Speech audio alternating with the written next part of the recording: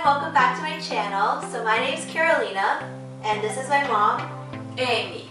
And today we're going to make Japanese Souffle Pancakes. We will be reviewing a recipe that shows 3 different techniques on making it, and it has about 2 million views. It looks really easy. The ingredients are very minimal. Let's see how this recipe will turn out. Let's begin. The ingredients that we'll be using today will first be 3 tablespoons of flour, 1 tablespoon of milk, 2 tablespoons of sugar, 2 eggs, 1/4 teaspoon of baking powder, and 1/4 teaspoon of vanilla extract. So first, you're going to pour the 3 tablespoons of flour into a big bowl. Then you pour in your 1 tablespoon of milk. Then you're going to separate your egg yolks from your egg whites and put the egg yolks in here and leave the egg whites in another bowl. You'll be whipping those together later. So my mom is separating the egg yolks from egg whites. And what you do is you first crack it and then you juggle the egg yolk between the 2 shells in order to separate it. Now you want to make sure that there's no egg yolks in your egg whites because the fat from the egg yolks will actually prevent the egg whites from being as fluffy. Nice. Good job, Mom. We will pour the egg yolks into the milk and flour mixture. Just like that, and you can always use a spatula to get any excess.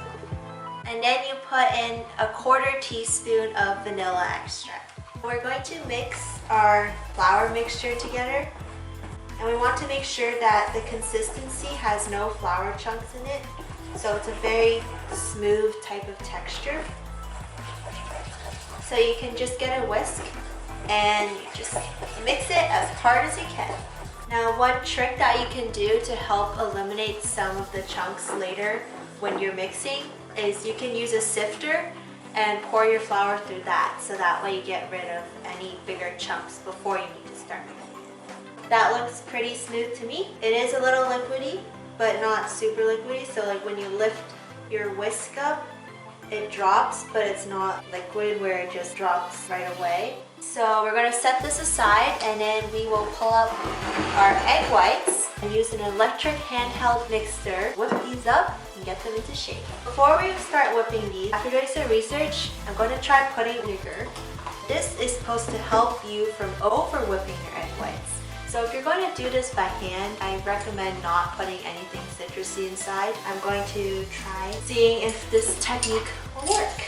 And usually you put 1/4 teaspoon for every egg white that you'll be using in your mixture. Since I have 2 egg whites, I'm going to put 2/4 teaspoons.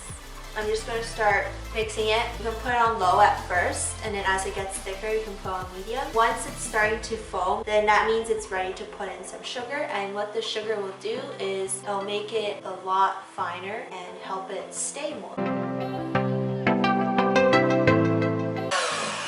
Okay, so you see the foam. So now we're going to add in our 2 tablespoons of sugar.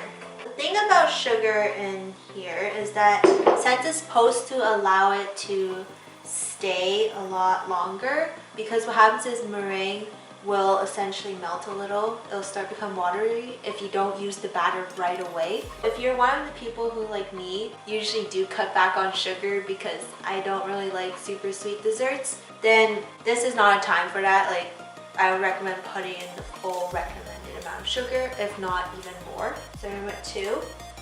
Now, since I'm making a YouTube video, and that means it will take longer for me to use the batter than I normally will because I'm pausing to film it, I'm going to put a little more sugar than it's recommended. And I'm doing this because I actually did try making a video of this yesterday and my batter got really liquidy, so just learning from my past mistakes. Okay, so it's getting thicker. We're going to aim for a whipping cream type of texture. It should be glossy, and when you lift up your spatula, it should not fall down.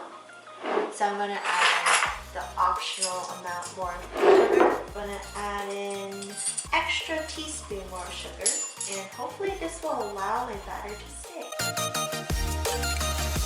As you can tell, when I lift my whisk up, the egg whites do not fall, so that means you know you're at the right type of texture, and this is when you can finally stop whipping them. Now we're going to pour in the egg yolk mixture. Grab your spatula because it is a little sticky. Now this part you have to gently fold in because we do not want to deflate the egg whites. So you can grab your spatula or your whisk and just sort of spin it and then tap and then spin it again and then tap. You want to fold it until it's like a consistent yellow. Right now you can see there's still yellow stripes in here. It should be light yellow, not stripy yellow. You can tell that the texture of this batter is, it sort of stays on its own, and that's what you want. Because if your batter is too liquidy, it will not be able to get that thickness as seen in the pictures of the Japanese souffle pancake. It'll be a boring English pancake. Awesome. So this turned out a lot better than yesterday so far, but I don't want to jinx it. I am going to quickly cook this because last time I think I was talking too much to the camera and that's why it melted. So before this thing melts, I will turn on the stove. Ta-da! Should look like that. See, when I lift up my spatula, it doesn't fall, as you can tell. That's good. Self-sustainable, independent mixture. Going to heat it up. You want to heat up the pan at low temperature because the point of the pancake is that eventually you'll need to steam it a bit. So we don't want the bottom to burn before the middle parts of the pancake can be fully cooked. Otherwise, you're just going to have two burnt sides and a raw middle. No one likes that. Pour in some oil to oil the bottom of your pan. So in the video, they'll show you using a piping bag, but we're going to try and make this for the more average type of person who might not casually have a piping bag around. I watched some other Japanese souffle recipes, and what they've been doing is once the pan is heated, you first plop in, just like that, casual plop. Each pancake has its own personality. Plop in some for the base, and as you can tell, that pancake is staying. Why? Because I used the batter right away. Yesterday it was flowing all over the place. Just about 2 splotches of batter for each pancake for now. According to the video, this batter should make around 3 pancakes, 3 tiny pancakes. So I hope you guys aren't hungry, or you will multiply this recipe by 10, depending on how hungry you are. Then we're going to let it chill. Not literally chill because it's chilling on a hot stove. We're going to pour in a little bit of water. This is to get some steam going. Pour it there. Make sure you do not pour it on the pancakes. You're supposed to pour it at the sides. I'm going to grab a lid. I couldn't find the lid that will fit this pan, so I found a huge one. Just make sure that the lid doesn't touch the tops of the pancakes, otherwise you'll ruin their style. Ta-da! And now I'm going to set a timer, 3 minutes. Okay, it's 3 minutes, and so far I noticed that the mixture, some of it is actually starting to form some water at the bottom, which means that my egg whites are actually melting. Fortunately, I do not have Elsa's powders. These are my currently very half-cooked, beautiful pancakes. Ta-da! They're like the poo emoji. It's great. Like, it's actually fluffy. Now we're going to add some more on top of it. Since the foundation is more sturdy now, we can go for a taller structure. Sort of like when you're building a skyscraper, which is totally a relatable analogy. You want a good foundation before you start going for all that height, you know?